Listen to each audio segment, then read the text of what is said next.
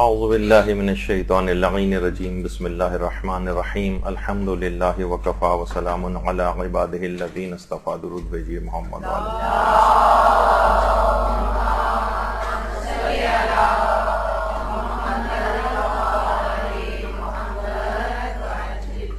مسائل تقلید کے کچھ اہم مسائل آپ لوگوں کی خدمت میں پیش کیے جا رہے ہیں، اور یقیناً کچھ مباحث اس میں ایسے بھی ہیں جو ذرا خشک ٹائپ کے ہیں، لیکن ایک دفعہ بھی آپ کا ابتدائی طور پر اس کے کانسیپٹس کلیئر ہو گئے تو آئندہ فقہی مسائل کے سلسلے میں کوئی پریشانی پیش نہیں آئے گی انشاءاللہ۔ تو آپ کوشش کیجئے کہ اس کو اچھی طریقے سے سمجھ لیا جائے۔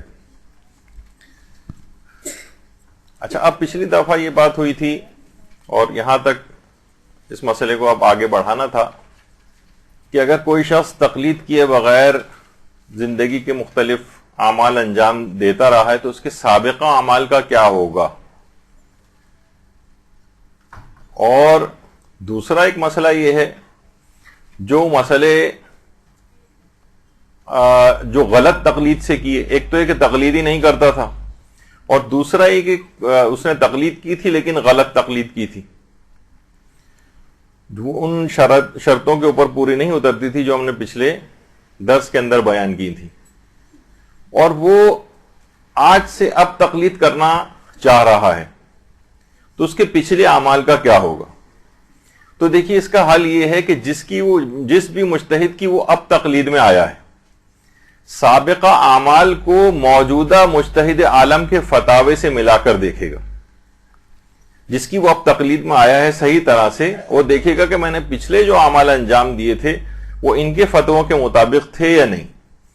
جو اعمال ان تمام پچھلے اعمال جو اس مجتہد موجودہ کے فتوے کے مطابق ہیں وہ تمام کے تمام اعمال صحیح ہوں گے، اور وہ اعمال جو کہ ان کے فتوے کے خلاف ہیں اس میں پھر دو کیٹیگریز ہو جائیں گی لوگوں کی۔ دیکھیے، ایک ہوتا ہے جاہل قاصر۔ جاہل قاصر وہ ہوتا ہے کہ جو کہ اس بیچارے کی جہالت میں اس کا اپنا ذاتی کوئی قصور نہیں ہوتا۔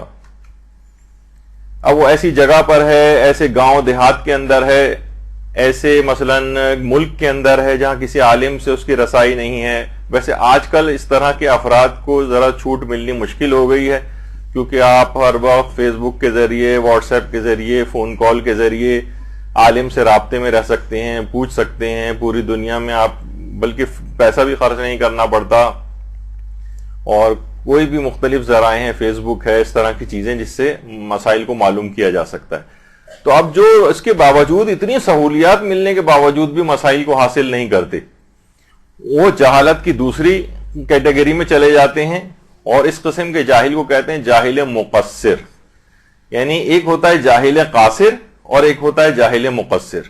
جاہل مقصر یہ خود قصوروار جاہل ہے، تمہاری جہالت میں تمہارا اپنا قصور ہے، تم نے کیوں صحیح مسائل کو حاصل نہیں کیا ہے جبکہ ساری سہولیات تمہارے پاس موجود تھی۔ اور جو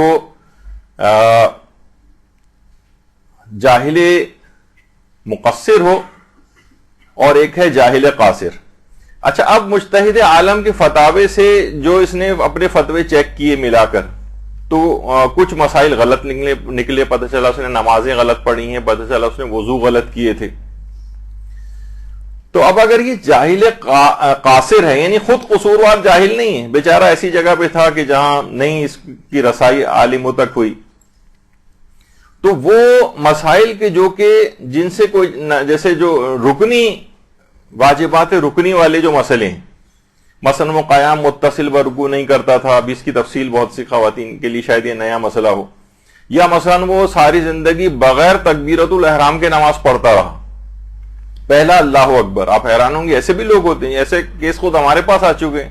اس نے ساری زندگی، پچھلی زندگی میں 50-60 سال کی زندگی میں ایک دفعہ بھی تکبیرۃ الاحرام نہیں کہی، تو اب ان تمام نمازوں کی تو اس کو قضا کرنی پڑے گی۔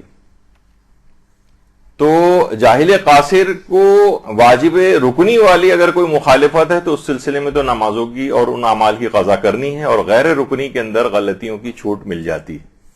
البتہ جاہل مقصر خود قصوروار جاہل، ان کو زیادہ تر حالات کے اندر اپنے ان تمام اعمال کا اعادہ کرنا پڑتا ہے کہ جو کہ اگر باطل ہوئے. بہت سے اعمال ایسے ہوتے ہیں کہ جن میں قضا کی ضرورت نہیں ہوتی, غلطی ہو گئی تو ہو گئی, وہاں بچت ہو جاتی ہے. لیکن اگر عمل باطل ہے تو جاہل مقصر قصوروار جاہل کو اپنے ان تمام اعمال کی قضا کرنی پڑے گی جو کہ اس نے صحیح تقلید سے عمل نہیں کیے تھے, یا غلط تقلید کی تھی, یا تقلید ہی نہیں کی تھی. اسے موجودہ مجتہد کے فتوے سے ملائے گا. جاہل مقصر کو اکثر ایسے اعمال کی قضا کرنا پڑتی.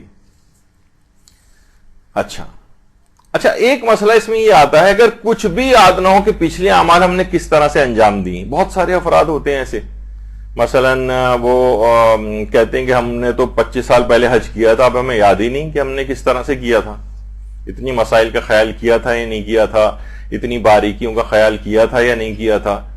تو ان کے ان تمام اعمال کو جو اس کو شک ہو رہا ہے کہ میں نے وہ کس طرح سے انجام دیے تھے, ان سب اعمال کو سمجھا جائے گا کہ صحیح اس نے اعمال انجام دیے, ان میں سے کسی کی اس کو قضا نہیں کرنی. یہاں بس اس کو ایک اس حالت شک میں. لیکن جو اس کو یقین ہو گیا کہ نہیں یہ عمل تو میں نے غلط کیا تھا, ان اگر وہ ایسے ہیں کہ ان کی قضا انجام دینی ضروری ہے تو ان کی قضا انجام دینا ہوگی. اچھا پھر ایک مسئلہ یہ آتا ہے کہ تقلید کو شروع کرنے کے بعد کیا کیا جائے. مثلا ٹھیک ہے, اب ہم تقلید شروع کر رہے ہیں تو پہلا سٹیپ کیا ہو. سب سے پہلی بات یہ ہے کہ کیا تقلید شروع کرنے کے لیے کوئی معین الفاظ کی نیت کرنا پڑتی. یہ اکثر لوگ سوال پوچھتے ہیں. مثلا یہ کہ کیا میں نیت کروں کہ میں نیت کرتی ہوں کہ میں آیت اللہ سیستانی کی تقلید میں جا رہی ہوں, قربتاً اللہ, اس طرح کے کوئی الفاظ. تو یہ بات یاد رکھ لیجئے کہ تقلید شروع کرنے کے لیے کسی معین الفاظ کی نیت کرنا ضروری نہیں. بس آپ کا دل میں ارادہ ہو, آپ نے تحقیق کر لی ہے, آپ کے نزدیک جو مجتہد عالم ثابت ہو گیا اس کی تقلید شروع کر دیں. ایک دل میں بھی اگر خیال ہو تو یہ کافی ہے. پھر کچھ لوگ یہ پتہ نہیں کہاں سے یہ مسئلے آئے ہیں, لیکن بہرحال آئے تو ہیں تو اس وجہ سے ہم اس کو بیان کر رہے ہیں. کیا تقلید شروع کرنے کے لیے 2 رکعت نماز پڑھنا ضروری ہے؟ کہ اب 2 رکعت جب ہم تقلید شروع کرنے جا رہے ہیں تو ہم 2 رکعت نماز پڑھیں. ویسے اگر کوئی شخص 2 رکعت نماز, الصلاۃ خیر موضوعین, بہترین موضوع ہے نماز, کوئی شخص جتنا چاہے کم پڑھے زیادہ پڑھے, آپ کا بھی دل چاہ رہا ہے بیٹھے بیٹھے آپ 2 رکعت جو ہے نماز اگر پڑھنا چاہیں, کوئی نماز مستحبی تو کوئی بھی شخص پڑھ سکتا ہے. لیکن خود تقلید کے لیے شرعی حکم نہیں ہے کہ اگر کوئی شخص تقلید شروع کرنا چاہ رہا ہو تو وہ 2 رکعت نماز پڑھے. اچھا دوسری چیز یا تیسری چیز, تقلید شروع کرنے کے لیے کسی معین دعا کو کرنے کی بھی ضرورت نہیں. بہت سے لوگ کہتے ہیں کہ کوئی دعا کرنی پڑتی ہے اس کے لیے. اب ویسے آپ دعا یہ کریں کہ میں اچھا علم حاصل کروں, فقہی مسائل کے مطابق عمل کروں, مجھے مجتہد کا فتویٰ صحیح طور پر پتہ چلے, ویسے تو جو چاہے نیت کریں اس طرح کی دعاؤں کی. لیکن کوئی شرعی حکم نہیں ہے کہ کوئی مخصوص قسم کی دعا پڑھی جائے تقلید شروع کرنے سے پہلے. پھر ایک مسئلہ یہ ہوتا ہے کہ کچھ لوگ کہتے ہیں کہ تقلید کے لیے استخارہ کر سکتے ہیں. بعض اوقات یہ ہوتا ہے کہ بہت سارے نام آ گئے ہمارے سامنے, یہ بھی ہیں یہ بھی ہیں یہ بھی ہیں, کس کی تقلید کریں؟ تو لوگ کہتے ہیں بھائی استخارہ کر لیجئے, اللہ سے مشورہ لے لیتے ہیں. نہیں, یہ استخارے کا مورد ہی نہیں. استخارے کے موضوع پہ یہاں ہماری تفصیل سے گفتگو آ چکی ہے, اس میں استخارے کی تمام اقسام کا بھی تذکرہ تھا. تو بہرحال تقلید کے لیے کسی قسم کے استخارے کی کوئی ضرورت نہیں. اور خاص طور پر اس مسئلے میں تو ہے ہی نہیں کہ موجودہ اتنے سارے مجتہدین میں سے کس کی تقلید کی جائے. تو استخارے کا بلکہ یہ حرام ہے اس کام کے لیے ایک لحاظ سے, یا عبث ہے اس کو استعمال کرنا کہ اگر کوئی شرعی حکم کے طور پر اس طرح سے اس کو کرنا چاہے. تقلید کے لیے کوئی استخارہ نہیں ہوتا. وہی لوگوں سے جو ہم نے شرائط بتائی تھیں کہ انسان کو یا تو خود اتنا بڑا علم رکھنے والا ہو کہ خود پہچان سکے, یا 2 عادل جو کہ اہل خبرہ سے ہوں یا اہل خبرہ سے ہوں, یعنی اتنی شناخت رکھیں, ان سے آپ جا کر پوچھیں. اور 2-3 اور اس طرح کی باتیں پچھلی نشست میں آ چکی. تقلید کے لیے کسی استخارے کی ضرورت نہیں. کیا ضروری ہے کہ بیوی شوہر کی تحقیق پر یا اولاد والدین کی تحقیق کو لازمی مانے؟ مثلا بیوی تقلید کرنا چاہ رہی ہے, اس نے کہا کہ بھائی شوہر نے کہا کہ میں کر تو چکا ہوں تحقیق, بس یہ والی تمہیں لازم ہے کہ یہ والی میری بات مانو, نہیں اسی مجتہد کی تقلید کرو. والدین تقلید کر چکے ہیں، اولاد ان کی دیکھا دیکھی انہوں نے بھی تقلید شروع کر دی. تو دیکھیے اس میں اگر اطمینان ہو رہا ہے کہ میرے شوہر نے صحیح تحقیق کی ہے اور اس کو اطمینان ہو رہا ہے، تو یہ بھی شوہر کی اس گواہی کو مان سکتی ہے اور اسی مجتہد کی تقلید کر سکتی ہے.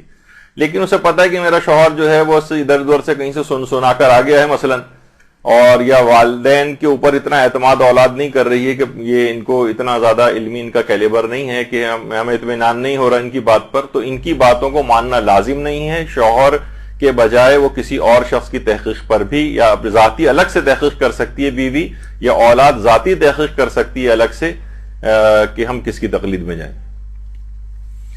تو اور اس کے برخلاف بھی ہو سکتا ہے، اس کے بالکل برخلاف بھی ہو سکتا ہے. اچھا، یہ مسئلے عام طور پر پیش آتے ہیں گھروں میں. ممکن ہے کہ جو شوہر ہے وہ عید منا رہا ہو اور بیوی کا جو ہے وہ تیسرا رمضان چل رہا ہو، یعنی تقلیدوں کا جو اختلاف اس لحاظ سے ہوتا ہے. ممکن ہے اولاد جو ہے وہ 30 شعبان کا روزہ رکھے ہوئے اور والدین مثلا ان کے نزدیک پہلی رمضان کی ثابت ہو جائے. تو یہ عام طور پر یہ چیزیں گھروں میں اس طرح سے ہو سکتی ہیں. اچھا، اب ایک مسئلہ یہ کہ اب ہمیں تقلید ہم نے کر لی نا، اب ہمیں مجتہد کے اپنے فتوے حاصل کرنے، یہ بڑا ایک اہم مسئلہ ہے. اور دیکھیے اتنی تفصیل ہے اس کی کہ ہم مجتہد کے فتاوی کو کیسے حاصل کریں. ہمیں عمل کرنا ہے، حکم خدا کے مطابق زندگی گزارنا ہے. تو اب ہم اپنے مجتہد کا فتویٰ حاصل کیسے کریں؟ دیکھیے سب سے پہلا تو طریقہ یہ ہے کہ ہم خود مجتہد کے منہ سے فقہی مسئلہ سننا، مجتہد کے منہ سے سننا. اب دیکھیے مجتہد کے مثلا ہم سامنے بیٹھے ہوئے ہیں، مجتہد جو ہے نا کوئی فقہی حکم جو ہے وہ بیان کر رہا ہے، اس کی آواز ہمارے کان تک جا رہی ہے.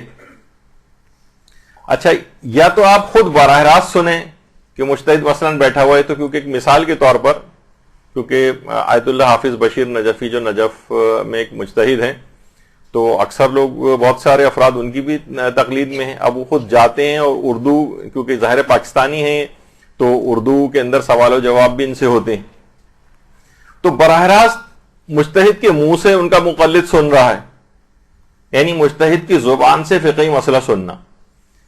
یا یہ بھی ہو سکتا ہے کہ مثلا فون پر ہو یا لائیو کال کوئی ہو، اس کے ذریعے جو ہے وہ بات چیت ہو رہی ہو اور فقہی حکم کوئی بیان ہو رہا ہو، اور ہم اپنی ہی زبان کے اندر اس کو سن رہے ہوں. یعنی جو مجتہد بیان کر رہا ہے وہ زبان ہم بھی جانتے ہیں، اس کو ہم کہیں گے کہ مجتہد کے منہ سے سننا. اچھا، لیکن بعض اوقات یہ بھی تو ہو سکتا ہے نا کہ جیسے آیت اللہ سیستانی کے پاس جائیں، ان سے بھی زائرین جا کر ملاقات کرتے ہیں مثلا. اب وہ فارسی میں گفتگو کرتے ہیں اور کبھی عربی میں گفتگو کرتے ہیں، زیادہ تر فارسی میں کرتے ہیں. مثلا فارسی ہمیں نہیں آتی، عربی ہمیں نہیں آتی، اور وہ کوئی فقہی حکم اور ان سے بھی لوگ جا کر سوال کرتے ہیں، ان کا جواب اس وقت بھی دیتے ہیں بعض اوقات. تو کیا یہ مجتہد کے منہ سے سننے میں آئے گا؟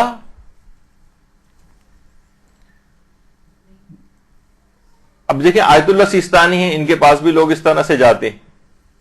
اب مثلا ہم جا کر بیٹھے ہوئے ہیں اور ایک ٹرانسلیٹر جو ہے وہ بیٹھا ہوا ہے ان کے سامنے، ترجمہ کرنے والا. مجتہد نے ایک مسئلہ بیان کیا اور اس ٹرانسلیٹر نے اس کا ترجمہ کیا اور ہمیں بتایا کہ انہوں نے یہ کہا ہے.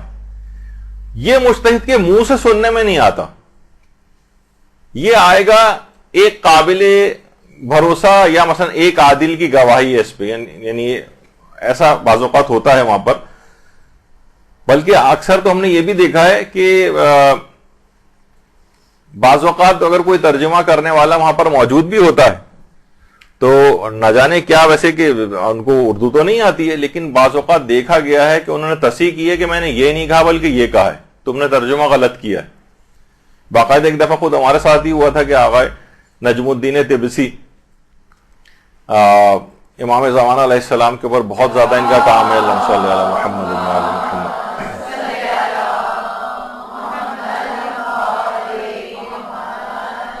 حج کے موقع پر وہاں پر تشریف لائے ہوئے تھے اور ظاہر ہے کہ حجاج وغیرہ سے ملاقاتیں ہوتی تھیں، تو یہ فارسی میں خطاب کر رہے تھے، تو پاکستانی کاروان جو تھا ان کے لیے ایک ترجمہ کرنے والا ارینج کیا گیا. اب اس نے جو ترجمہ کر کے لوگوں کو بتایا کہ آغا نجم الدین طبسی یہ فرما رہے ہیں، تو انہوں نے بیچ میں روکا اور ٹوکا ان کو کہ میں نے یہ نہیں کہا بلکہ یہ کہا ہے.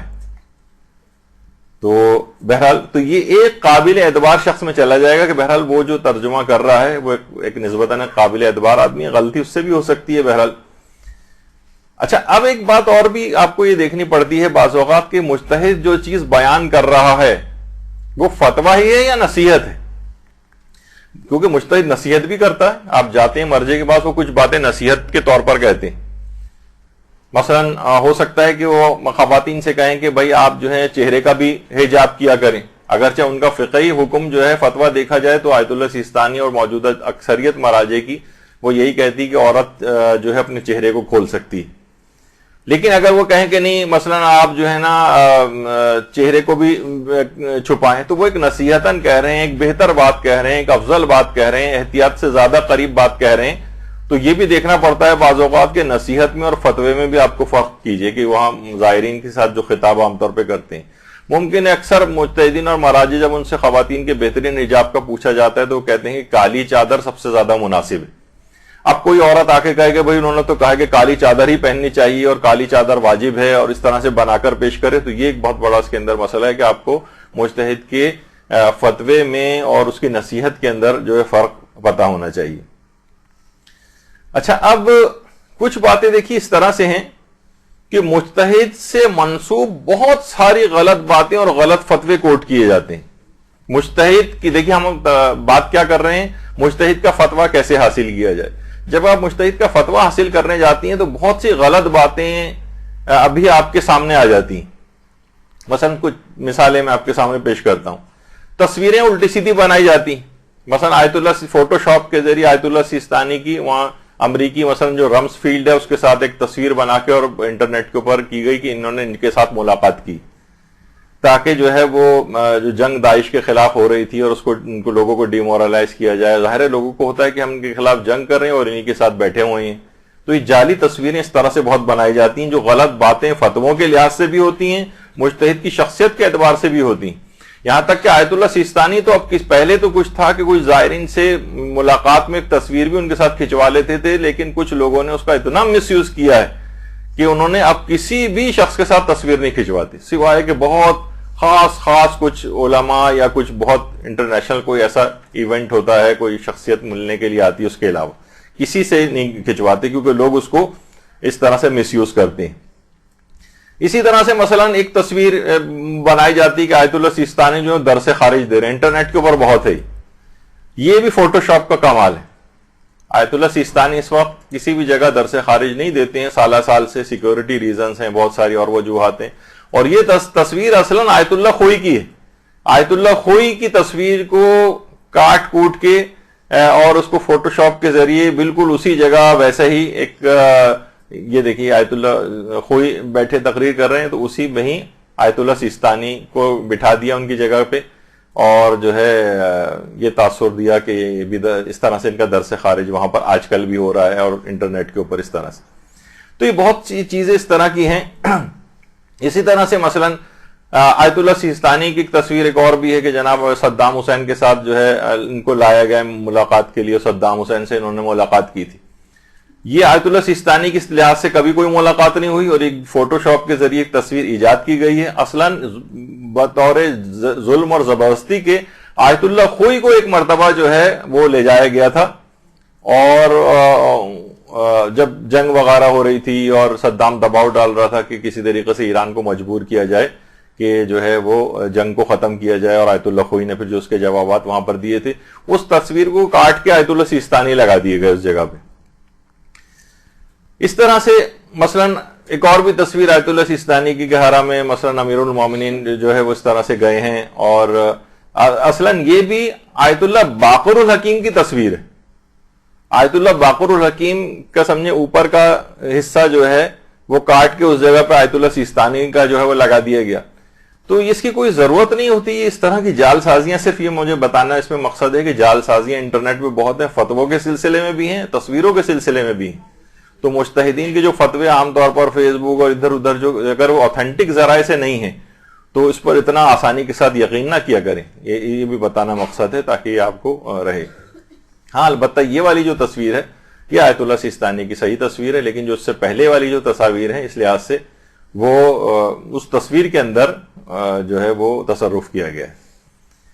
اچھا, ایک تصویر اور آیت اللہ سیستانی کی کہ یہ آیت اللہ سیستانی کے بچپن کی تصویر ہے. یہ آپ نے بہت دیکھا ہوگا انٹرنیٹ پہ, آیت اللہ سیستانی کے بچپن کی تصویر ہے ہی نہیں.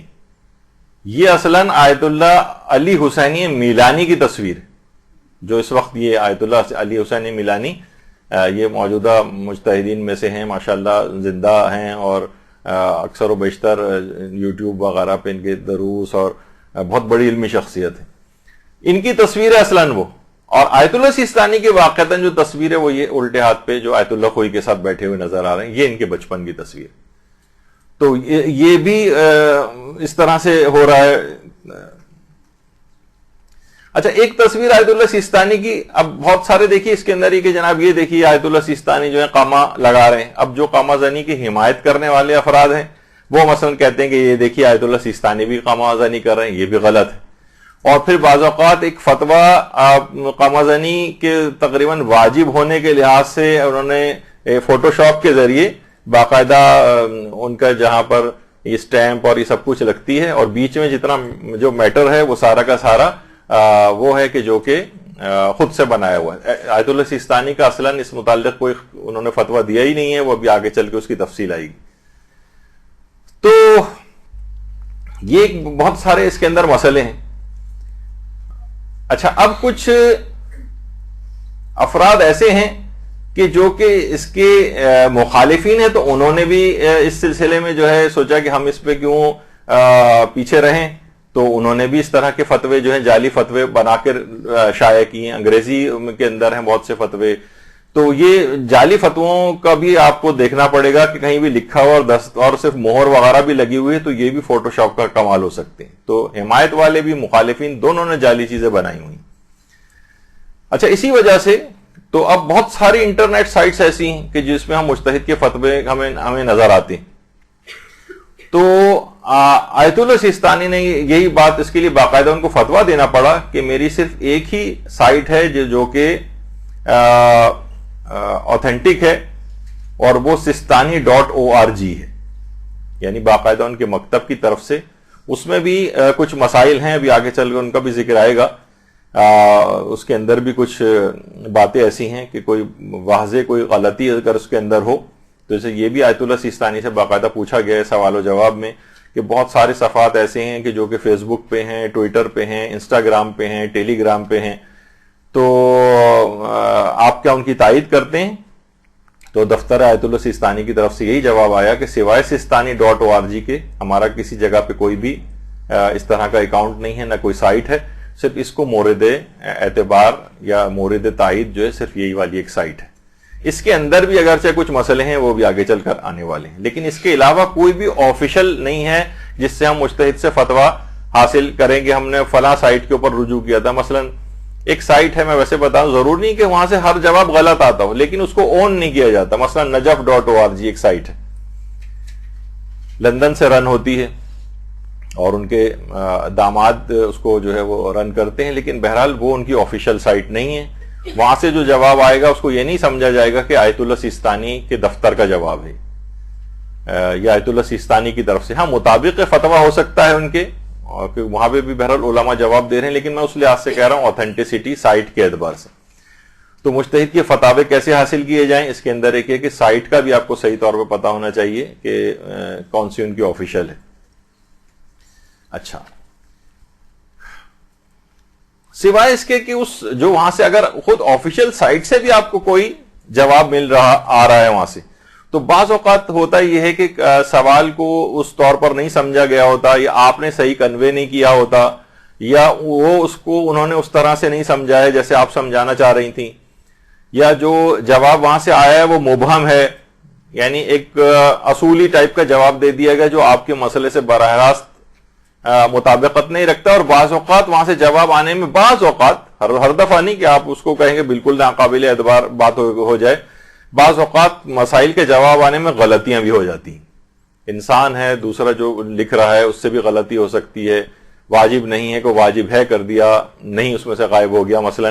تو بہت ساری اس طرح کی چیز, سوائے اس کے کہ اس کی غلطی واضح ہو جائے تو وہ تو آپ کو کہا جائے گا کہ ہاں ٹھیک ہے یہ واضح غلطی ہوئی ہے تو دوبارہ آپ لکھ کے منگوا لیں وہاں سے جواب.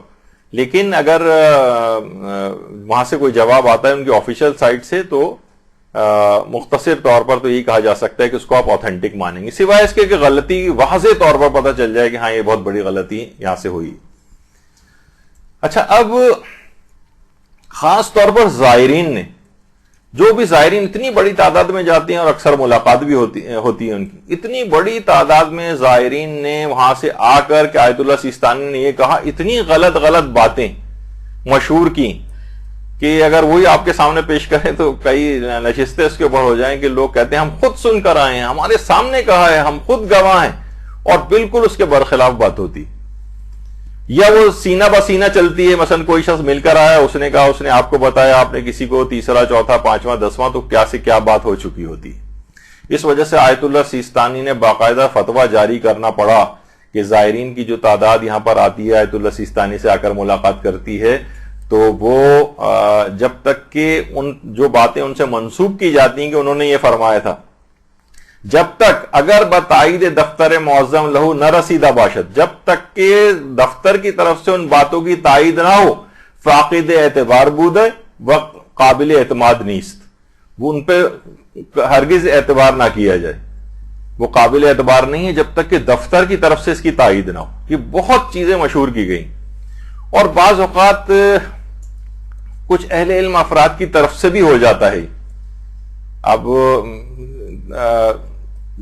جو بیچ میں واسطے ہوتے ہیں ان کی طرف سے ہو جاتا ہے, یا خود کرتے ہیں اس طرح سے.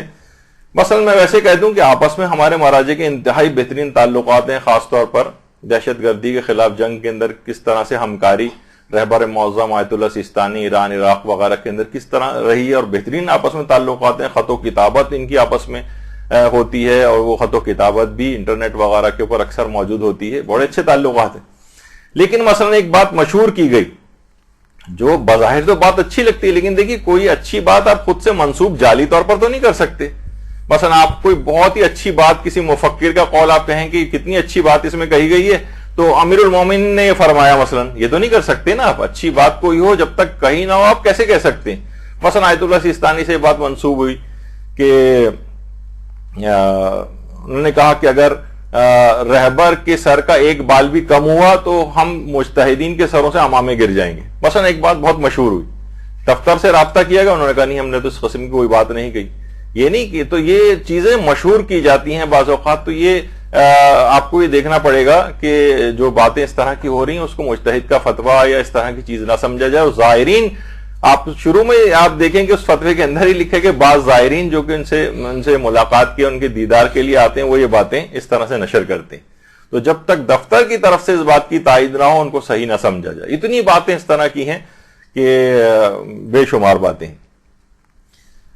تو ایک تو یہ ہو گیا مجتہد کے منہ سے سننا, اور یہ اس وقت شمار ہوگا منہ سے سننا کہ جب وہ بھی اسی میں زبان میں گفتگو کر رہا ہو جس کو آپ سمجھتے ہیں, تو آپ کہیں کہ ہاں میں نے اپنے کانوں سے سنا ہے, مجتہد نے اپنی زبان سے مسئلہ بیان کیا. ایک مسئلہ یہ ہو گیا. اس کے بعد دوسرا طریقہ ہے فتویٰ حاصل کرنے کا, دو عادل افراد یہ خبر دیں.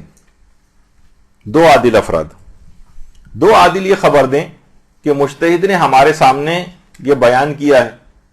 چاہے وہ دو عادل افراد مثلا ایک ساتھ آ کر خبر دیں آپ کو, یا الگ الگ دیں. مثلا ایک نے ابھی خبر دی, ایک نے 3 دن بعد خبر دی, ان کا آپس میں کوئی تعلق بھی نہیں ہے, لیکن انہوں نے کہا کہ ہاں میں بھی گیا تھا, مجتہد نے یہ بات کہی ہے. دو عادل کہیں کہ یہ فقہی مسئلہ یہی ہے, اس انداز سے. تو اب دو عادل افراد کی اگر گواہی کسی مسئلے کے اندر مل جائے تو پھر اس بات کو ماننا ہی ماننا ہوتا ہے, چاہے آپ کو اطمینان ہو رہا ہو یا نہ ہو رہا ہو, کیونکہ دو عادلوں کی گواہی اس میں آ گئی. اب بالفرض یہ کہ اگر آپ کو بعد میں پتہ چلا کہ ان دو عادلوں نے غلط فہمی کی وجہ سے یہ چیز بیان کی تھی, یعنی مسئلہ ایسا نہیں تھا, ان دونوں نے غلط بیان کر دیا تھا, اور اس دوران آپ ان کے اس مسئلے کے اوپر عمل کرتی رہیں, تو آپ گناہگار نہیں ہوں گی, کیونکہ آپ نے ایک فقہی حکم کے اوپر اس انداز سے عمل کیا ہے. دیکھیے بہت اہم یہ ہوتا ہے, ابھی آگے چل کے خیر میں اس کی تفصیل بیان کروں گا, کہ کوئی بھی عمل شروع کرنے سے پہلے پوچھ لینا ہمیشہ آپ کے لیے فائدہ مند ہوگا، چاہے وہ بتانے والے نہیں، یعنی قابل اعتبار ہونا چاہیے، نہیں کسی شخص سے بھی جا کر پوچھ لیں، یعنی کسی قابل اعتبار شخص سے آپ نے کوئی فقہی مسئلہ دریافت کیا کہ مسائل کے اندر کوئی گڑبڑ نہیں کرتا ہے، یہ عالم قابل اعتبار ہیں، یا یہ ذاکرہ یا یہ مدرسے کی طالبہ قابل اعتبار ہے آپ کی نگاہ میں، یعنی معتبر ہے وہ، اور اس نے کوئی مسئلہ بتا دیا اور آپ اس پر عمل کرتی رہیں، تو کیونکہ آپ نے پوچھ لیا تھا اس وجہ سے اگر اس نے کبھی غلط بھی بتایا ہوگا اور آپ عمل کرتی رہیں تو آپ کے وہ تمام اعمال صحیح سمجھے جاتے ہیں، اور آپ کو سمجھا جائے گا کہ آپ جاہل قاصر ہیں، یعنی آپ نے تو اپنی طور پر جہالت کو رفع کیا تھا نا، اب اس نے بتانے والے نے غلطی کی، اس نے بھی جان بوجھ کر نہیں کی تھی، اس کو اشتباہ ہو گیا تھا یا غلطی سے اس نے بتا دیا تھا ایسا، تو اس سے فائدہ یہ ہوگا کہ آپ کے وہ تمام اعمال بچ جائیں گے، بنسبت اس کے کہ آپ یعنی اپنی مرضی سے کوئی عمل کر لیا اور پوچھا نہیں کسی سے، تو پھر آپ جاہل مقصر میں چلی جاتی ہیں اور تمام ان اعمال کا اعادہ بھی کرنا پڑ سکتا ہے، ان کو دوبارہ کرنا پڑ سکتا ہے جو آپ نے اپنی مرضی سے ویسے جو دماغ میں آیا عمل کر لیا تھا۔ تو بس صرف اتنا سا ہے کہ 1 سیکنڈ میں 2 سیکنڈ میں کسی سے پوچھ لینا قابل اعتبار سے آپ کے تمام زندگی کے مسئلوں کو جو ہے وہ کر سکتا ہے کور۔ ابھی اس کی مثالیں بھی آگر آئیں گی۔ تو 2 عادل افراد خبر دیں، اور تیسری ایک اور بھی چیز ہے وہ یہ کہ ایک عادل یا قابل بھروسہ شخص بھی آپ کو اگر یہ خبر دے کہ مجتہد نے یہ مسئلہ بیان کیا ہے۔ بہت سے علماء بھی دیکھیں ملاقات کے لیے جاتے ہیں، آیت اللہ سیستانی سے بھی ملاقات کے لیے، مثلا سعودی عرب کے احسا کا جو علاقہ ہے کہ سید طاہر الاحسائی حجت الاسلام والمسلمین سید طاہر الاحسائی ان کے ساتھ بیٹھے ہوئے ہیں، تو مثال کے طور پر ایک آپ کو دکھانے کے لیے ایک تصویر کہ بہت سے علماء بھی جاتے ہیں، ملاقات کرتے ہیں، بہت سے مسائل ان سے پوچھتے ہیں، پھر آ کر آپ کو بتاتے ہیں کہ مجتہد نے ایسا بیان کیا تھا، مجتہد نے ایسا بیان کیا تھا۔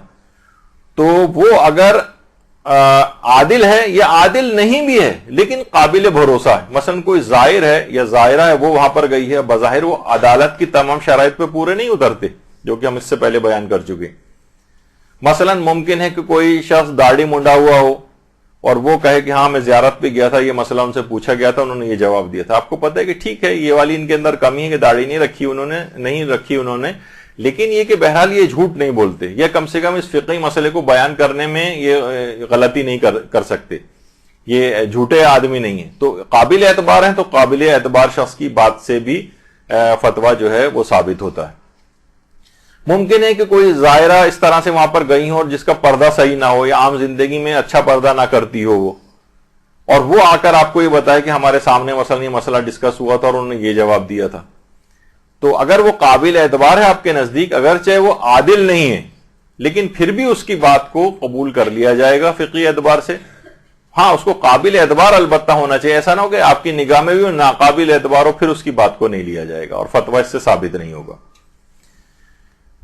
تو دیکھیے اسی وجہ سے نے کہا کہ ہمیشہ پوچھ لینا وہ زیادہ بہتر ہے۔ بعض اوقات اس کے اندر یہ بھی آ جائے گا کہ آپ کے کسی استاد ہی نے یہاں پر ایک مسئلہ بتایا اور آپ اس کے مطابق عمل کرتی رہیں، بعد میں پتہ چلا کہ استاد ہی سے غلطی ہوئی تھی، استاد سے بھی تو غلطی ہو سکتی ہے نا، مسئلہ بتانے میں، مسئلے کو سمجھنے میں اس سے غلطی ہوئی، وہ کوئی جان بوجھ کے غلطی تو نہیں کر رہا ہے لیکن اس سے بھی غلطی ہو سکتی ہے، یا آپ نے پوچھا اپنے کسی استاد سے اور اس نے جو ہے کوئی مسئلہ بتایا اور بعد میں پتہ چلا کہ یہ مسئلہ ایسا نہیں، تو آپ کے وہ تمام اعمال کو یعنی آپ گناہگار نہیں ہوں گی کیونکہ آپ نے وہ پوچھ لیا تھا، اور اکثر حالات کے اندر اس عمل کو بھی صحیح سمجھ لیا جاتا ہے۔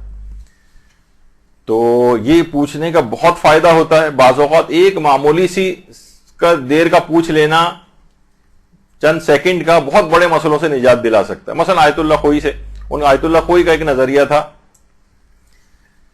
اب اگر اس کی تفصیل میں جاؤں گا تو بہرحال کہ مثلا حالت احرام میں جو احرام کا کپڑے پہنے جاتے ہیں، عورتوں کا تو احرام وہی عام لباس ہی ہوتا ہے، لیکن وہ بھی اگر مثلا ایسے مال سے خریدا گیا ہے وہ لباس آپ کا جس پہ خمس واجب الادا تھا، یا ان کپڑوں ہی کے اوپر خمس واجب ہو گیا تھا، کپڑے بغیر سلے ہوئے آپ کے پاس رکھے تھے، اب بہت سارے جوڑے وغیرہ تحفے کے طور پہ ملتے ہیں، آپ نے کہا حج کے لیے جا رہی ہوں میں، چلنے کچھ کپڑے سلوا لیتی ہوں، اور ان پر خمس واجب تھا، تو آیت اللہ خوئی فرماتے تھے کہ جو جانور ہے قربانی کا اور جو حج کا احرام ہے اس کے اوپر خمس واجب نہیں ہونا چاہیے، اور اگر کسی نے اسی لباس کے اندر حج کو انجام دے لیا تو اس کا وہ حج باطل ہے۔ ابھی میں ان کا صرف مسئلہ بتا رہا ہوں تو اب بعد میں لوگ بڑے پریشان ہوئے کہ ہم نے تو اس طرح سے پیسے سالہ سال سے جمع کیے ہوئے تھے، اسی سے ہم نے احرام کا کپڑا بھی خریدا، اسی سے ہم نے مثلا پیمنٹ کی اس کی قربانی کے جانور کی حج پہ. آیت اللہ خوئی نے کہا اس کا کوئی حل نہیں ہے سوائے اس کے کہ اگلے سال آپ کو دوبارہ حج پہ جانا پڑے گا. تو آپ نے دیکھا کہ فقط ایک سیکنڈ کا مسئلہ صرف اگر کسی سے کر کے پوچھ لیتے تو کچھ بچت ہو سکتی تھی اس کے اندر، لیکن مسئلہ نہیں اگر پتا تھا اور اس کے اندر آپ ہی کا قصور ہوتا ہے بعض اوقات، جو کہ موجودہ حالات جو شہری زندگی کے اندر لوگ رہ رہے ہیں کہ چیزیں پوچھ لینی چاہیے، ہمیشہ فائدے مند رہے گا آپ کے لیے. تو اس نے کہا کہ بلکہ اس شخص نے کہا کہ میں ڈبل خمس اب نکال دیتا ہوں. چلیں اس وقت میں نے نہیں نکالا تھا نا، میں اس سے دگنا خمس اب نکال دیتا ہوں. کہا کوئی حل اس کا نہیں ہے، چاہے ڈبل نکال دو، ٹرپل خمس نکال دو، وہ جو حج تم نے اس بغیر خمس نکلے ہوئے احرام سے اور قربانی کا جو جانور جس پر مال پہ خمس واجب تھا اس سے تم نے خریدا تھا، تو اب کوئی حل نہیں کہ تمہیں دوبارہ حج پہ جانا پڑے گا ڈبل ٹرپل خمس نکالنے کے باوجود. تو آپ نے دیکھا کہ بہت سارے دیکھیے مسئلے ایسے ہیں، جیسے خود آیت اللہ سیستانی کی بھی چلیں مسئلے کی مثال دے دوں. وہ فرماتے ہیں کہ اگر کسی کے اوپر قرضہ موجود ہے، مثلا کار لون لیا ہوا ہے، کسی اور طرح کا کوئی قرض ہے، تو یہ شخص جب تک اس قرض کو اتار نہیں دیتا تب تک جو بھی حج یہ کرے گا اس کا حج واجب حج شمار نہیں ہوگا. حج کر کے بھی آ گیا تو مستحب حج بن جائے گا، اب اگلے سال دوبارہ پیسے آئے یا کچھ استطاعت اس کی ہوئی تو اس کو دوبارہ حج پہ جانا پڑے گا، واجب حج اس کا ادا نہیں ہوگا. اب اس کے باوجود بھی کوئی حج پہ جانا چاہے اور اس کے اوپر اس کے ذمہ کچھ نہ کچھ ادھر ادھر سے قرضہ موجود ہو، تو اس کا ایک حل بھی ہے. وہ ابھی کیونکہ ہم حج کی کلاس تو نہیں لے رہے ہیں، صرف ایک اشارہ کر رہا ہوں کہ معمولی سے تھوڑے سے مسئلوں کو جان کے اگر اقدام کیا جائے تو ہمیشہ آپ کے حق میں فائدہ مند ہوگا. جب بھی ہم اس پہ تفصیل سے اس موضوع پہ لے رہیں گے مجتہد کا فتویٰ کیسے حاصل کیا جائے، کیونکہ صحیح طور پر فتویٰ حاصل کرنے کے جو طریقے ہیں وہ آپ کی خدمت میں بیان ہو جائیں تاکہ آئندہ زندگی میں کوئی مسئلہ پیش نہ آئے. چوتھی چیز یہ ہے، دیکھیے مجتہد کے منہ سے سننا. نمبر 2 دو عادل گواہ دو عادل افراد گواہی دے دیں یا ایک عادل یا قابل بھروسہ بھی بتا دیں. اور نمبر 4 ہے مجتہد کے رسالہ عملیہ میں دیکھنا. رسالہ عملیہ کیا چیز ہے؟ دیکھیے رسالہ عملیہ کہتے ہیں وہ کتاب جو کہ مجتہد اپنے مقلدین کے عمل کے لیے لکھتا ہے. مجتہد فقط ایک کتاب تو نہیں لکھتا توضیح المسائل وغیرہ، اس کے بہت ساری کتابیں ابھی آپ کے سامنے میں مثالیں اس کی پیش کروں گا. مختلف موضوعات پر علمی کتابیں بھی لکھتا ہے، رجال پہ بھی لکھتا ہے، تفسیر پہ بھی لکھتا ہے، اخلاق پہ بھی لکھتا ہے، اور بے شمار موضوعات کے اوپر لکھتا ہے، تاریخ پہ بھی لکھتا ہے مجتہد کتابیں. رسالہ عملیہ اس کو کہتے ہیں جو وہ اپنے مقلدین کے عمل کے لیے لکھتا ہے، اسے کہتے ہیں رسالہ عملیہ. جیسے توضیح المسائل. توضیح المسائل البتہ یہ پرانا ایڈیشن ہے اور کچھ اس میں غلطیاں بھی تھیں. اس کے بعد جو نئے لیٹسٹ ایڈیشن آئے ہیں ان کی طرف آپ اس کی تصویر پہ نہیں جائے گا کہ یہ والی کوئی خرید کے لے آئے، بلکہ لیٹسٹ ایڈیشن جو ہیں اس کو دیکھیے گا. اچھا، اسی طرح سے ایک توضیح المسائل جامع کے عنوان سے بھی ہے. اس میں کچھ مزید مسائل کا اضافہ بھی ہے. یہ آیت اللہ سیستانی کی جو فارسی سائٹ ہے اس کے کچھ اجزاء کا اردو ترجمہ بھی ہوا ہے، لیکن یہ بھی مکمل طور پر ترجمہ نہیں ہے اور یہ اس لحاظ سے اتنی مکمل بھی نہیں ہے. توضیح المسائل جامع آہستہ آہستہ اس کے ابواب میں اضافہ ہو رہا ہے.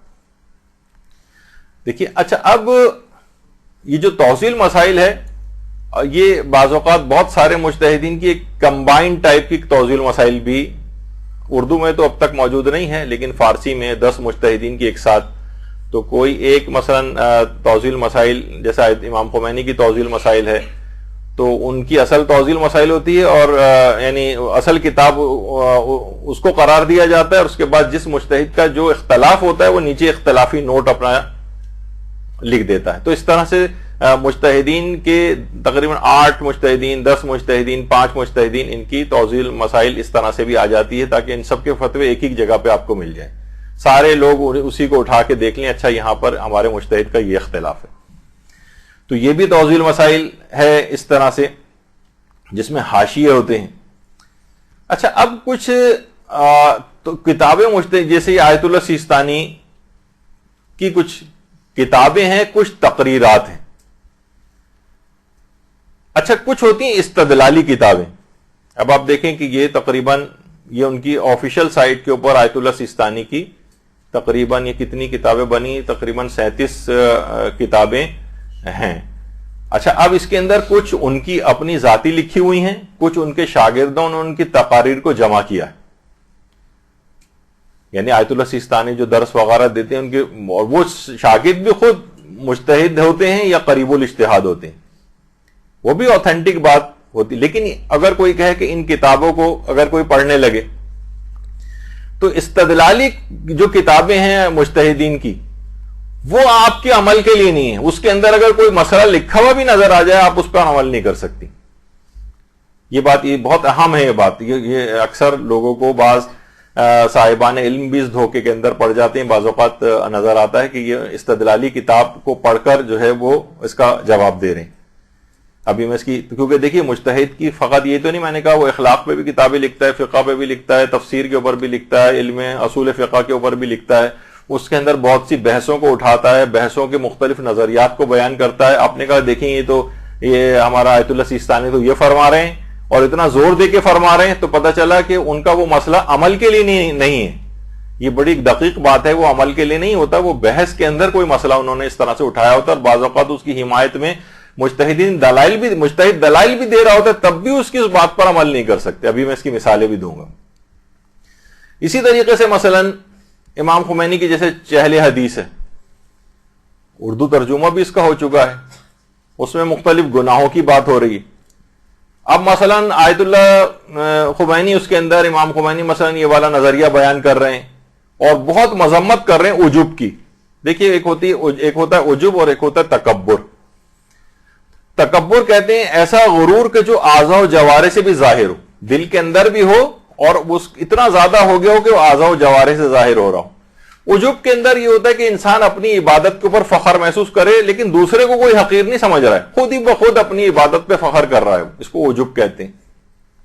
اب امام خمینی نے عجب کی اتنی مذمت لکھی، آپ لوگوں کو بتا رہی ہیں کہ بھائی عجب کرنا حرام ہے. دیکھیے امام خمینی نے اتنی مذمت کی اس کی. نہیں، یہ کتاب عمل کے لیے نہیں ہے.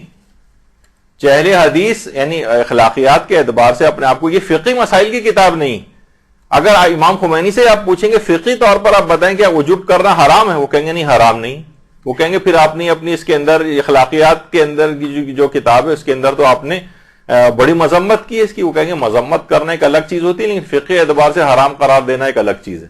بہرحال عجب ایک اخلاقی برائی تو ہے لیکن یہ حرام تک نہیں پہنچتی.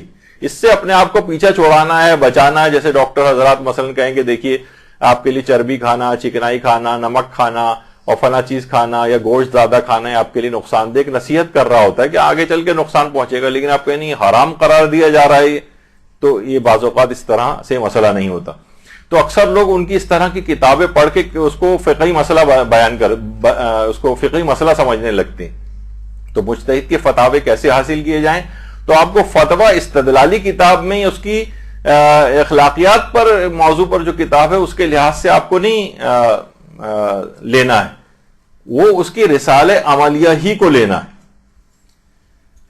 اچھا، اب اسی طرح سے مثلا مجتہد اپنی کتاب میں جیسے امام خمینی نے بھی توحید کی اعلیٰ منازل بیان کی ہیں اور شرک کی گفتگو کہیں پر کی ہے.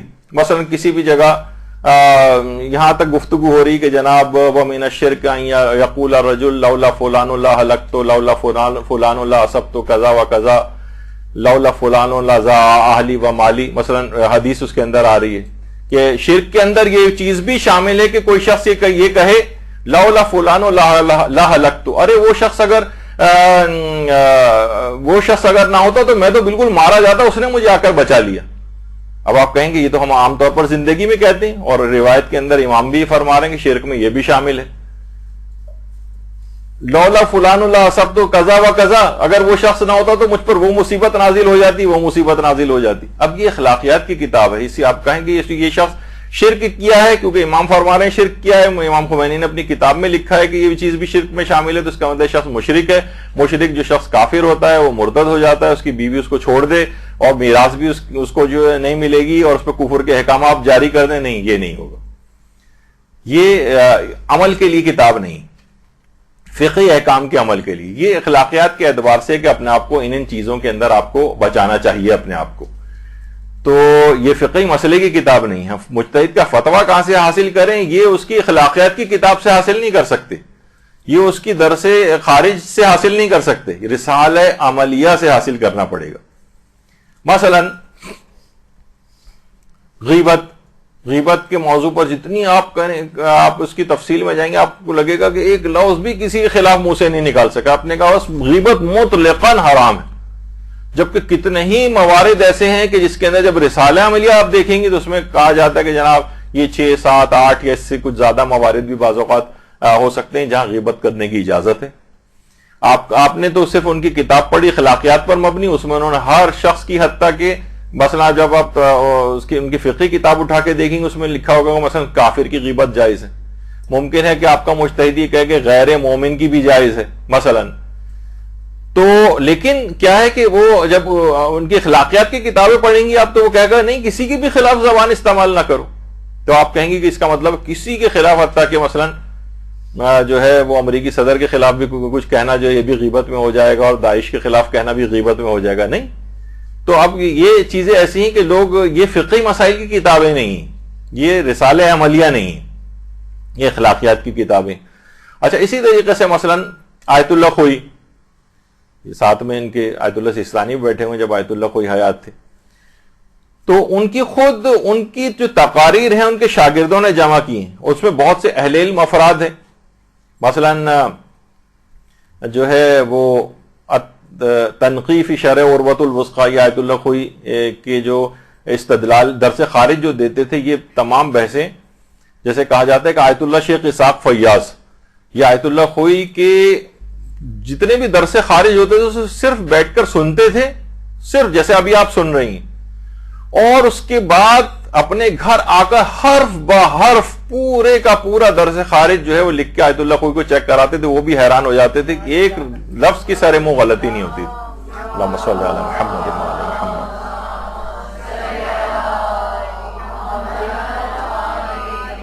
ایسا غضب کا حافظ آیت اللہ شیخ اسحاق فیاض, آج کل تو خیر مہاراجے کی فہرست کے اندر شامل ہے وہ بھی.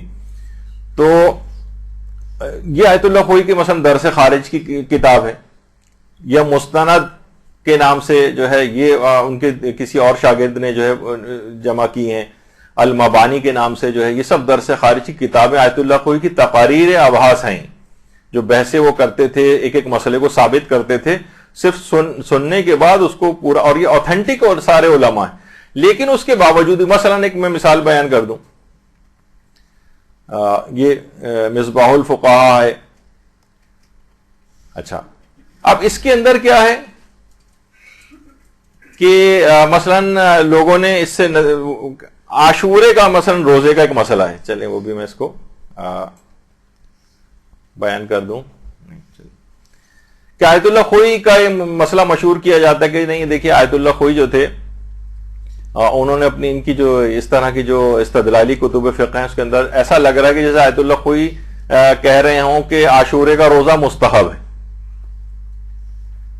اور بہت سے لوگوں نے جائز ہونے کے متعلق بھی لکھا, حتیٰ کہ بعض اہل علم بھی ان کی استدلالی کتب سے کوٹ کر رہے ہوتے ہیں, جبکہ آیت اللہ خوئی نے اس میں بہت سارے مباحث اٹھائے اور کہا کہ دیکھیے بھلا اس کے اندر روایت یہ والی پیش کی جاتی, لیکن یہ روایت ضعیف ہے, اور اس روایت کے اندر یہ ہے, مختلف بحثیں ہیں اس کے اندر. لیکن وہ مقلد کے لیے رسالہ عملیہ نہیں. جب ان کا رسالہ عملیہ دیکھیں تو آیت اللہ خوئی جو ہے وہ مثلا کہہ رہے ہیں کہ جو ہے وہ مکروہ روزہ قرار دیا, انہوں نے عاشورے کے دن روزہ رکھنے کو مکروہ قرار دیا. اب کوئی استدلالی کتب فقہ سے آپ کو کوئی کوٹ کرے, مثلا جب بھی آپ کو سب کتابوں کے نام بتائے جا رہے ہیں کہ مثلا کسی بھی شخص سے پوچھیں کہ بھئی یہ مسئلہ آپ کہاں سے بیان کر رہے ہیں, مثلا ہو سکتا ہے کوئی عاشور کے روزے کے استحباب کو بیان کرے تو آپ پوچھیں, وہ کہے گا میں نے تو المبانی سے بیان کیا, مثلا تنقی سے بیان کیا, المستند سے بیان کیا, تو آپ فوراً پکڑ لیں گے یہ تو استدلالی کتب فقہ ہیں, یہ تو رسالہ عملیہ تھوڑی. یہ ہمارے لیے ہمیں یہ بتائیے کہ جو رسالہ عملیہ آیت اللہ خوئی نے لکھے جیسے توضیح المسائل ہے, یا جیسے ابھی آگے چل کر اور مثالیں آئیں گی, منہاج الصالحین اور عروۃ الوثقی ہے, وہ ان کے فتووں کی کتابیں. تو یہ بہت اس کے اندر ایک گڑبڑ ہوتی ہے, جو ابھی یہ کانسیپٹ آپ کو پہلی ان کلاسوں کے اندر کلیئر کر لینے چاہیے, اور یہ عام زندگی میں پوری زندگی کام آئیں گے کہ کوئی شخص کوٹ کر رہا ہوگا تو آپ دیکھیں کون سی کتاب کو کوٹ کر رہا ہے, وہ رسالہ عملیہ اگر نہیں ہے تو اس کو نہیں وہ عمل کے لیے نہیں ہے پھر. اچھا اسی طرح سے مثلا البیان فی تفسیر القرآن. اچھا یہ آیت اللہ خوئی نے تفسیر قرآن لکھنی شروع کی تھی. اس کے بعد ابھی ایک ہی جز اس کا آیا تھا, سورہ الحمد کی تفسیر لکھی تھی. اس کے بعد کچھ بہت اصولی مباحث تفسیر کے بیان کیے تھے مقدمہ تفسیر کے نام سے, وہ بھی اردو میں ترجمہ ہو چکے, لیکن پھر تفسیر کا کام رک گیا, فقہ وغیرہ کی ان کی مصروفیات بڑھ گئیں. یا پھر ایک اور کتاب اس زمانے میں آ گئی تھی المیزان فی تفسیر القرآن, جو آیت اللہ محمد حسین طباطبائی کی تھی. آیت اللہ خوئی نے کہا جس انداز سے میں تفسیر کرنا چاہ رہا تھا تقریباً وہ ان ایسپیکٹس کو اس تفسیر نے کور کر لیا ہے, تو انہوں نے پھر تفسیر کا کام روک دیا تھا. اب اس کے اندر اچھا پھر اسی جو تفسیر ہے اس کا ایک پارٹ فلسفہ معجزہ کے نام سے اسلامک سیمینری نے اور یہ جامع تعلیمات اسلامی وغیرہ نے اس کو شائع بھی کی ہے, اردو کے اندر بھی موجود ہے. اچھا اب اس کے اندر اس تفسیر میں ایک آیت اللہ خوئی نے ایک بحث کی ہے 7 قاریوں کی قرات کی. 7 قاریوں کی قرات جو ہے, جو قرۂ سبا کہا جاتا ہے, تو کہ قرآن کو 7 قاریوں نے جس طریقے سے پڑھا ہے اس طرح سے قرآن کو قرات کر سکتے ہیں. تو آپ جب ان کی البیان پڑھیں گے تو اس میں ایسا لگے گا جیسے آقا خوئی جو ہے کہتے ہیں یہ بات تو اتنی صحیح نہیں لگ رہی ہے کہ انہی 7 قاریوں کے اندر قرات قرآن کو جو ہے منحصر کر دیا جائے.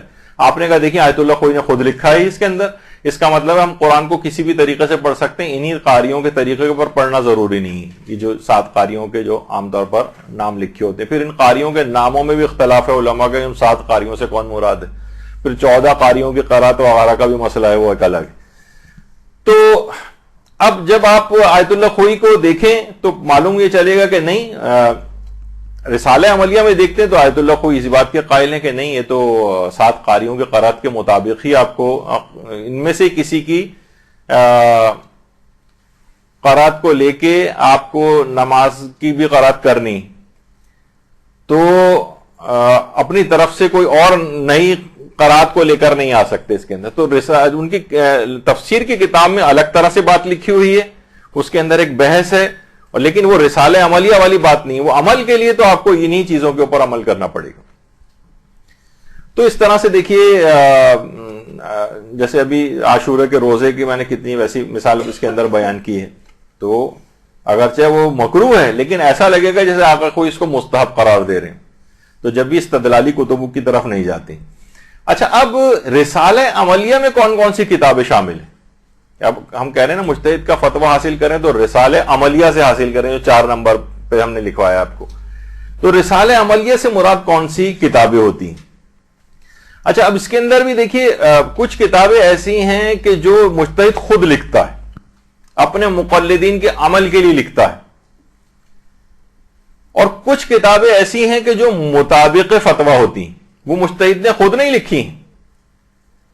کچھ فتاوے ہوتے ہیں اس کے جو مقلدین کے لیے لکھتا ہے, کچھ اس کے فتاووں سے اخذ شدہ مسائل کے تحت وہ کتابیں خود لکھی گئی ہیں ان کے شاگردوں نے, بڑے بڑے علماء نے, وہ بھی آیت اللہ سیستانی کے یا مثلا آیت اللہ خوئی کے یا کسی اور مرجع کے فتوے کے مطابق ہیں, لیکن وہ مطابق فتویٰ ہونا الگ چیز ہے, اور ان کی خود فتوے کی کتاب مجتہد کی ذاتی لکھا ہوا ہونا یہ الگ چیز ہے.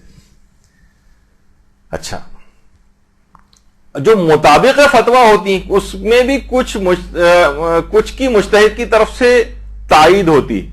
وہ مثلا آپ یہ دیکھ لیں جس کتاب سے وہ کوٹ کر رہا ہے کوئی بھی شخص, اس کا فتویٰ سب سے پہلے دیکھا جائے گا کہ رسالہ عملیہ ہے یا نہیں. آیت اللہ سیستانی خود لکھی ہوئی کتاب ہے, رہبر معظم کی خود لکھی ہوئی کتاب ہے, یا یہ کہ کسی اور عالم نے لکھی ہے اور اس پہ آپ نے دیکھا وہ لکھا ہوگا مطابق فتویٰ. اس کا مطلب ہے کہ ان کی ذاتی لکھی ہوئی نہیں ہے, بلکہ ان کے فتووں سے کچھ اخذ کر کے انہوں نے خود کتاب لکھی, یا ان کے فتاووں کی روشنی میں وہ کتاب لکھی گئی. تو مطابق فتاوی لکھا ہونا تو کچھ کی طرف سے تو تائید ہوتی ہے, بعض اوقات پہلے صفحے کے اوپر ہی ان کے دفتر کی طرف سے ایک تائید کا لگایا جاتا ہے کہ اس کتاب کو ہم نے جا بجا دیکھا ہے, یہ ہماری جو لجنہ استفتائیہ جو ہے, یعنی جو استفتاءات کی جو کمیٹی ہے, اس نے اس کو چیک کر لیا اور یہ ہمیں ہمارے فتووں کے مطابق اس کتاب پہ عمل کرنا صحیح. کچھ کی طرف سے تائید ہوتی ہے مجتہد کی, اور کچھ کتابوں کے لیے مجتہد کی کوئی تائید نہیں ہوتی, بس پہ لکھا ہوا ہے مطابق فتویٰ, اور کوئی تائید مجتہد کے دفتر کی نہیں ہوتی. یہ بھی آپ کو دیکھنا پڑے گا اس کتاب میں. اور کچھ کتابوں کے لیے تو مجتہد کے دفتر کی طرف سے تردید ہوتی ہے کہ اس کتاب سے ہمارا کوئی تعلق نہیں، اگر چاہے ان کا نام اور تصویری کیوں نہ لگائی گئی ہو آیت اللہ سیستانی کی یا کسی اور مجتہد کی۔ تو یہ بہت گڑبڑ اس طرح کی چل رہی ہیں معاشرے کے اندر، اس وجہ سے اتنی تفصیل کے ساتھ ہمیں اس موضوع کے اوپر لینی پڑ رہی ہے کلاس کہ یہ بہت کنفیوژن ہو جاتا ہے، اور جب سے سوشل میڈیا کا دور آیا ہے اور تو اس کے اندر یہ مسائل کے اندر گڑبڑ کرنا بھی بہت آسان ہو گیا ہے، ہر شخص کے ہاتھ میں فوٹو شاپ بھی آ گئی ہے، وہ نئے سرے سے مسئلوں کو ڈیزائن بھی بعض اوقات کر دیتے ہیں ایسا کہ آپ کو ایسا لگے گا دستخط مہر یہ وہ پورا فارمیٹ اس کے اوپر ہوتا ہے اور پتہ چلا کہ وہ فتویٰ غلط ہے، بنایا گیا ہے۔ اچھا، اب بعض چیزیں ایسی ہوتی ہیں، دیکھیے یہ بھی توضیح المسائل کے یہ جو ہے آپ کی ایک تو ہوتی ہے اوریجنل توضیح المسائل، اس میں بھی اگرچہ یہ تو مجتہد کی خود لکھی ہوئی کتاب ہے، لیکن آپ یہ اس میں بھی دیکھ رہی ہیں کیونکہ اردو ترجمہ اس پہ لکھا ہوا ہے مطابق فتاوی، مطابق فتاوی، کیونکہ دیکھیے ترجمہ جو ہے نا، کیونکہ اردو میں تو آیت اللہ سیستانی نے کوئی توضیح المسائل نہیں لکھی نا، یہ ترجمہ ہے اس کا۔ دیکھیے ترجموں کے اندر ایک بہت بڑا مسئلہ ہے، چاہے وہ توضیح المسائل بھی ہوں، حتیٰ کہ خواہ ترجمہ قرآن ہو۔ ترجمہ قرآن میں آپ کو بتا دوں کہ قرآن کا بھی اگر کوئی شخص ترجمہ کر، لوگ بہت پوچھتے ہیں کہ ہمیں عربی پڑھنی نہیں آتی، تو کیا اگر ہم ترجمہ قرآن پڑھ لیں تو کیا تلاوت کا ثواب ملے گا؟ جواب ہے جی نہیں، تلاوت کا ثواب نہیں ملے گا، ترجمہ قرآن پڑھنے کا ثواب ملے گا۔ بلکہ آیت اللہ حافظ بشیر نجفی کا تو فتویٰ ہے کہ اگر کوئی ترجمہ قرآن کو قرآن کہے تو یہ گناہ بھی ہے، یعنی ان کا جو نظریہ، لیکن عام طور پر بہرحال لوگ اس طور پر نہیں کہتے ہیں، وہ کہتے ہیں قرآن عربی زبان میں جو قرآن کے اصل حروف اور الفاظ ہیں وہی قرآن ہے، بس اسی کی تلاوت قرآن سمجھی جائے گی، اگر آپ ترجمہ پڑھ رہے ہیں تو اس کا ثواب الگ ہے۔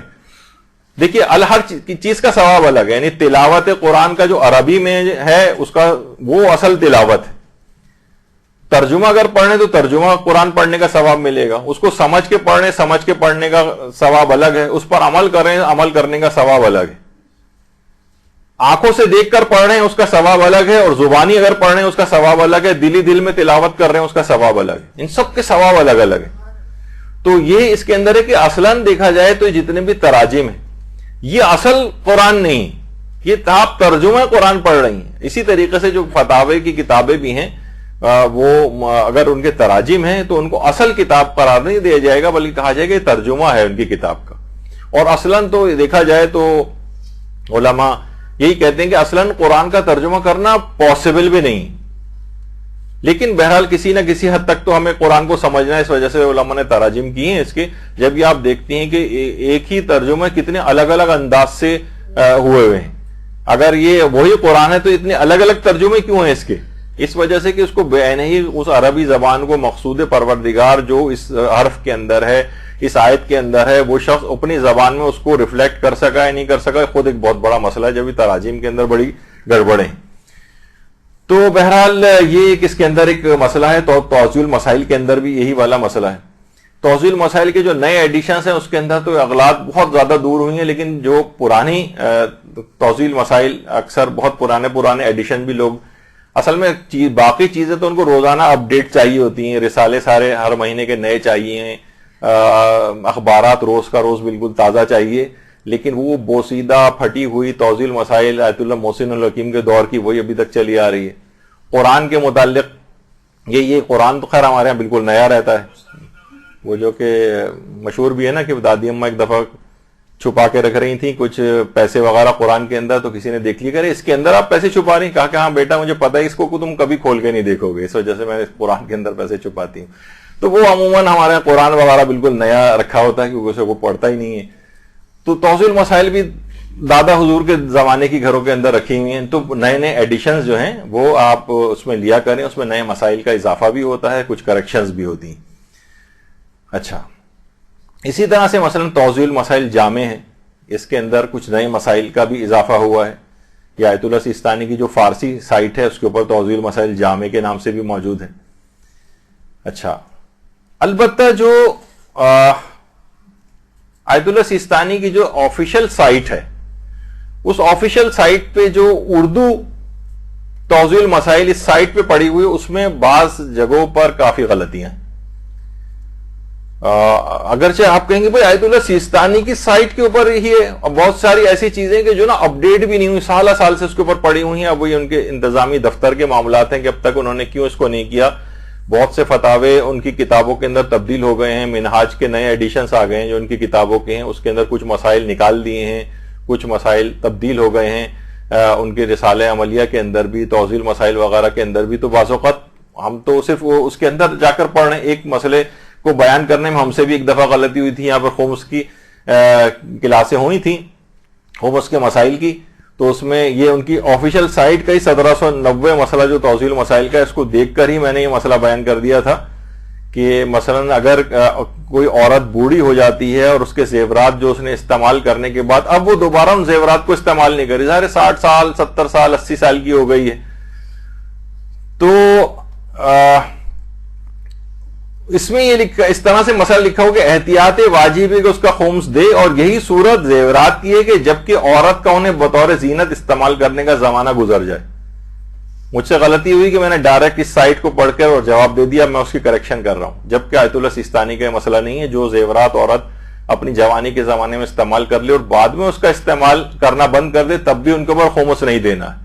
لیکن اس سے لگ رہا ہے کہ زیورات کا بطور زینت اس کا استعمال کرنے کا زمانہ گزر جائے تب بھی اس کو خمس دینا ہے. تو بہت سارے اس طرح کی مسائل جو ہے وہ ہیں.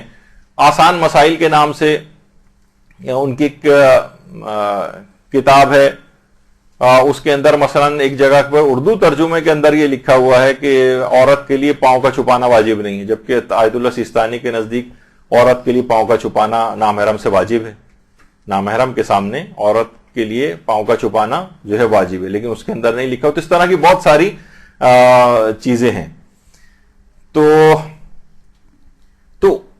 اچھا، بعض اوقات آپ جو سوالات پوچھتی ہیں، ظاہر ہے آپ ان کی سائٹ پہ جاتی ہیں، اردو میں سوال پوچھ رہی ہیں، انگریزی میں سوال پوچھ رہی ہیں.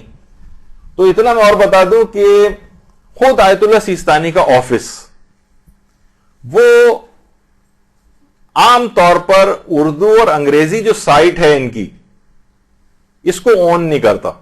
اگرچہ سائٹ پڑی ہوئی ہے، دیکھیں جیسے یہ آپ کے سامنے یہ ان کا پیج کھلتا ہے تو نیچے ہی لکھا ہوا ہوتا ہے عربی، فارسی، اردو، انگریزی اور مختلف زبانیں لکھی عربی سے کلک کریں. آپ کہیں ان کی آفیشیل سائٹ ہے. اب یہ مقصد کہنے کا نہیں کہ سارے مسئلے اس میں غلط ہیں، نہیں، کچھ مسئلوں کے اندر غلطیاں ہیں اور بعض اوقات وہاں سے جو جوابات آتی ہیں اس کے اندر بھی غلطیاں ہوتی ہیں. تو وہ کہتے ہیں ہم عربی فارسی کو تو اون کرتے ہیں ہم لوگ، ہاں کہ یہ ہم اس کی ذمہ داری قبول کرتے ہیں، لیکن اردو اور انگریزی جو سائٹ ہے یا اردو اور انگریزی میں جو جوابات وہاں سے آتے ہیں اس کا بہت زیادہ ذمہ داری ان کا آفس قبول نہیں کرتا ہے. کیونکہ وہاں ظاہر ہے جو عام طور پر جو سوال آپ جاتا ہے اردو میں، وہ پھر اس کو فارسی میں اس کا ترجمہ کرتے ہیں، پھر وہ ان علماء کے پاس جاتا ہے جو جوابات دیتے ہیں، پھر وہ اس کو فارسی یا عربی میں جواب لکھتے ہیں، پھر وہ ترجمہ کرنے والا انہیں اردو اور انگریزی کے اندر ٹرانسلیٹ کرتا ہے، پھر آپ کو لکھ کر روانہ کیا جاتا ہے. تو بعض اوقات ان سے بھی غلطی ہو جاتی ہے ترجمہ کرنے والے سے، یا وہ جو لکھنا چاہ رہے تھے اس طرح کا ترجمہ نہیں ہے. ایک حرف کی غلطی سے بہت زیادہ جملوں کے اوپر فرق پڑ جاتا ہے عربی فتاوے اور فارسی فتاووں کا اگر ترجمہ کریں. تو اس لحاظ سے ایک دماغ میں رہے کہ بالکل آپ پکڑ کے ہی نہ بیٹھے رہ جائیں، بعض اوقات غلطیاں بھی ہو سکتی ہیں. یہ نہیں کہہ رہے کہ ساری وہاں سے غلط آتے ہیں، کبھی اس طرح کا کوئی کانسیپٹ ہو جائے آپ کہیں گے نہیں بالکل ریجیکٹ، اردو انگریزی کوئی جواب نہیں تسلیم کیا جائے گا. نہیں، بعض اوقات غلطیاں ہو جاتی ہیں تو ایک دم ریجڈ ہو کر نہیں بیٹھنا ہے، اس کی کریکشن کر کے یا دوبارہ آپ سوال آپ بنا کر بھیجیں تو بعض اوقات پھر جواب صحیح آتا ہے. خیر، اچھا، اب یہ دیکھیے کہ اچھا توضیح المسائل کی جو کتاب ہے نا، یہ اصلاً دیکھا جائے اس فارمیٹ پہ جو آپ لوگوں کے ہاتھ میں ہے توضیح المسائل، یہ سب سے پہلے آیت اللہ حسین بروجردی نے اس فارمیٹ پہ لکھی ہے. توضیح المسائل کے نام سے اور علماء نے بھی پہلے کتابیں لکھ چکے ہیں، لیکن وہ فارمیٹ جو آپ لوگوں کے پاس ہے، یہ مجتہدین کو اس کی ترتیب، اس کا سوال، اس کا جو انداز ہے لکھنے کا، اور یہ جس طریقے سے ایک فرینڈلی ایک کتاب ہے مقلدین کے لیے، یہ مجتہدین کو بہت پسند آئی. یہ اصلاً آیت اللہ حسین بروجردی نے اس کتاب کو لکھا تھا، اور اس کے بعد یہ کتاب مجتہدین کو بہت پسند آئی. تقریباً ہر مجتہدی اب توضیح المسائل لکھتا ہے اور اس پہ اپنا اختلافی نوٹ، جہاں اس مجتہد کا آیت اللہ حسین بروجردی سے اختلاف ہوتا ہے وہاں اس مسئلے کو بدل دیتا ہے, باقی اس کا حساب کتاب ویسے ہی رکھا جاتا ہے. تو ایک تو ہو گئی یہ توضیح المسائل. اچھا, تو آیت اللہ حسین بروجردی نے سب سے پہلے توضیح المسائل, ایک اور بھی ان کی کتاب تھی انیس المقلدین کے نام سے, لیکن آیت اللہ بروجردی کی توضیح المسائل یہ اسی فارمیٹ پہ سارے مجتہدین نے بھی لکھی. تو جو رسالے عملیہ ان میں تو ایک چیز ہو گئی توضیح المسائل. اچھا, صرف توضیح المسائل نہیں ہے, جیسے کہ ابھی جب میں رسالہ عملیہ بیان کر رہا تھا تو اکثر طالبات کی آواز آئی توضیح المسائل, صرف ایک کتاب نہیں اور بھی. دوسری کون سی؟ دوسری کتاب آیت اللہ سید محمد کاظم طباطبائی یزدی طباطبائی, آیت اللہ سید محمد کاظم یزدی کے نام سے مشہور ہے. ان کی کتاب انہوں نے لکھی تھی العروۃ الوثقی. العروۃ الوثقی یہ کتاب بہت ہی دقیق کتاب ہے, بہت باریک بینی سے کتاب لکھی گئی ہے, بہت مشکل کتاب ہے. اب تقریباً ہر مجتہد جو بنتا ہے وہ ضرور اس کتاب پر اپنا حاشیہ لکھتا ہے. اگر کوئی آپ کو پیش کرے کہ یہ العروۃ الوثقی کے اندر مثلا مجتہد نے لکھا ہے تو یہ فتووں کی کتاب ہے, یہ آپ کے عمل کی کتاب ہے, یہ رسالہ عملیہ ہے, تو آپ اس کو وہ کہے کہ میں نے تفسیر میں دیکھا ہے فلاں مجتہد کی, آپ نے کہیں نہیں تفسیر کی بات نہیں چلے گی, رسالہ عملیہ بتائیے. تو رسالہ عملیہ کے اندر العروۃ الوثقی کاظم یزدی نے اولاً یہ کتاب لکھی تھی, لیکن یہ علماء اور مجتہدین کو بہت پسند آئی تو انہوں نے اسی فارمیٹ کے اوپر اپنے بھی جہاں اختلاف تھا ان سے وہاں پر اختلاف کو ذکر کیا, باقی فارمیٹ وہی رکھا ہے العروۃ الوثقی. اب تمام مجتہدین اس پر تعلیقات لکھتے ہیں, یعنی اختلافی نوٹ لکھتے ہیں اس کے اوپر کہ جہاں ان کا مسئلے کا اختلاف ہوتا ہے العروۃ الوثقی. اور اتنے سارے جتنے مجتہدین کی تصویریں آپ کو اس عروہ کے نظر آ رہی ہیں, سب مجتہدین نے مثلا اس کے اوپر اپنا حاشیہ لکھا ہے. یعنی وہی ایک ہی کتاب ہے, لیکن جہاں ان کا ان سے اختلاف نظر ہے وہاں پر ان لوگوں نے, تو یہ اس لحاظ سے العروۃ الوثقی بڑی دقیق کتاب ہے اور اس کا کوئی ترجمہ بھی اویلیبل نہیں ہے. عام طور پر اردو دان طبقہ اس سے استفادہ نہیں کر سکتا, لیکن کہیں کوئی حوالہ اگر کوئی دے اس کا اور آپ کو اطمینان حاصل ہو جائے تو آپ اس کو فتوے کی کتاب سمجھیے, ہے بلکہ فتوے کی کتاب.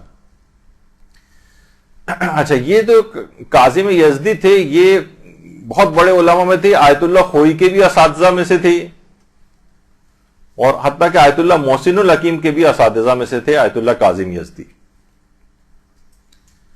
لیکن ان کی کتاب بہت پسند آئی. اب اسی کتاب کے اوپر پھر علماء نے اپنے حاشیے لکھے ہیں, حتیٰ کہ امام خمینی, آیت اللہ خوئی, آیت اللہ سیستانی وغیرہ مجتہدین کے اسی کتاب کے اوپر حاشیے ہیں, اور یہ کتاب ان کے فتووں کی کتاب ہے. آیت اللہ خامنئی کا البتہ العروہ وغیرہ کا کوئی ان کا حاشیہ موجود نہیں.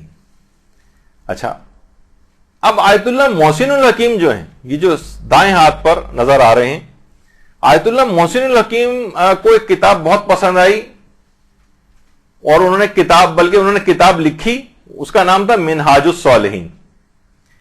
منہاج الصالحین, منہاج الصالحین کو آیت اللہ خوئی کو بھی وہ کتاب بہت پسند آئی, انہوں نے بھی منہاج الصالحین پہ حاشیہ لکھا. آیت اللہ سیستانی کو بہت پسند ہے. بہت سارے مجتہدین کی پھر منہاج الصالحین کے نام سے کتاب ہے, وہ ان کا حاشیہ ہے. وہ اصلاً آیت اللہ محسن الحکیم نے لکھی تھی سب سے پہلے, لیکن ان مجتہد اگر کوئی منہاج الصالحین کا حوالہ دے آپ کو فتوے کے کہ منہاج میں آیت اللہ نے یہ لکھا ہے, مثلا خود آیت اللہ سیستانی نے بھی منہاج الصالحین جو ہے ان کے اپنے نام سے بھی کتاب ہے, کوئی اس کا حوالہ دے تو وہ رسالہ عملیہ ہے اور اس کو آپ اوتھینٹک سمجھیں گی.